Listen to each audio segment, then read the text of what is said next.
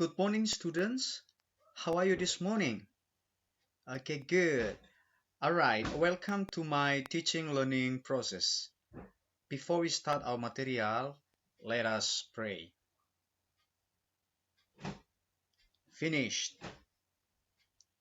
Now I want to check your present list. So listen your name and then give your response. Okay, Andika, good. Bestari, good. Chansastra, and Desi, good. Oke, baiklah. Pada kegiatan kali ini, Bapak akan mengimplementasi PTK, tetapi pada tahap kegiatan siklus 2. Kalau kemarin kita belajar pada siklus 1, tetapi sekarang adalah siklus 2. Oke. Nah, sebelum saya akan memulai materi ini, maka ada beberapa pertanyaan. Saya akan mereview. I want to review the last material. So, I need your response and also opinion. Okay, for the first questions, okay, Andika, please give your opinion. Apa saja yang Anda tahu materi kita sebelumnya? Pertanyaannya, what do you know about the news item text? Good. News item text is a text to inform the readers about the newsworthy or important event of the day. Nah, itu adalah news item, yaitu sebuah teks yang menyampaikan atau menginformasikan tentang peristiwa atau kejadian. Nah, itu adalah news item text. Pertanyaan kedua, silakan dijawab. Pertanyaannya, what is the social function, generic structure, and language features? Oke, Chansastra, please. Betul. Social function is to inform the readers about the event or newsworthy, the important event of the day. Nah, itu adalah fungsi sosialnya, adalah untuk menyampaikan informasi kepada pembaca tentang peristiwa penting. Nah, bagaimana dengan struktur teks atau struktur bahasa, generic structure-nya?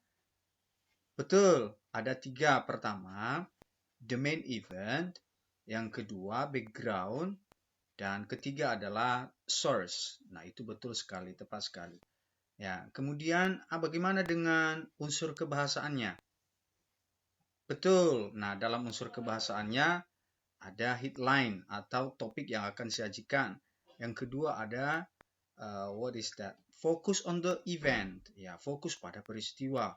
Kemudian pola kalimat, ada past tense, bentuk lampau, ada past perfect tense atau present perfect tense, bisa juga passive voice. Nah, itu adalah pola kalimat. Dan yang tidak boleh kalah penting pada unsur kebahasanya adalah it begins with place and city. Biasanya dimulai, it usually begins from place or city.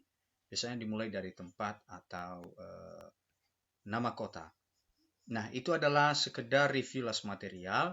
Nah, sebelum kita akan melanjutkan pada materi kali ini, masih seputar news item text, maka sebagai tujuan pembelajaran yang harus kita capai, yang harus kamu capai, yang pertama, siswa mampu menentukan tujuan komunikatif teks terkait fungsi sosial. Yang kedua, diberi sebuah teks news item, siswa mampu menemukan informasi. Dan terakhir, dari sebuah koran teks atau newspaper, siswa menggambarkan informasi atau menceritakan atau menuliskan peristiwa penting terkait fungsi sosial, struktur teks, dan unsur kebahasaan. Baik, sampai di sini sudah paham? Paham. Nah, karena kemarin kita sudah belajar tentang news item, ada beberapa bagian dari fungsi sosial, struktur teks, dan juga unsur kebahasaan, maka Bapak akan memberikan sebuah teks newspaper. Nah, di dalam teks newspaper sebagai instruksi yang harus dikerjakan adalah determine the information of the text below including social function, generic structure, and language features. Nah, tentukan informasi di bawah, bagaimana fungsi sosialnya, generic structure-nya, dan language features. uraikan juga sekaligus apa fungsi sosialnya. Nah, ini kemarin saya sudah kirim di WA teks ini dan saya tampilkan. Nah, ini next paragrafnya. Oke, ada 2 paragraf. Oke, paragraf pertama. Paragraf pertama. Baik, silakan dikerjakan. Oke. Finish. Oke, Andika, silakan uraikan apa informasi yang didapat dari teks tersebut, fungsi sosial, struktur bahasa, dan unsur kebahasanya. Betul, jawabannya benar. Oke, Sang Sastra? Betul, jawabannya benar. Silakan, Desi. Betul, jawabannya tepat. Baik, dari yang sudah dijawab, maka saya akan memberikan apa kira-kira uraian atau tulisan informasi yang dapat diuraikan yang didapatkan dari teks tersebut. Baik, kita simak, kita perhatikan satu-satu. Social function. Nah, berdasarkan teks, fungsi sosialnya adalah to inform the reader about how the global or people respond to climate change crisis during the condition of the pandemic. Nah, itu adalah social function-nya. Oke, kemudian generic structure-nya. Nah, ini dia ada the main event, background, and source. Silakan nanti diadaptasikan, ditulis, diperhatikan, diperbaiki. Dan terakhir adalah unsur kebahasaannya. Nah, ini dia ada headline sampai the name of city. Nah, baiklah. Pada kegiatan kali ini kita sudah mempelajari fungsi sosialnya, kita sudah menentukan, kita sudah menguraikan. Bapak akan meminta Anda untuk menuliskan, menggambarkan sebuah berita, teks berita pendek, judulnya boleh bebas. Oke, silakan dikerjakan. Baik, selesai. Baik, Andika, apa teks berita yang diuraikan?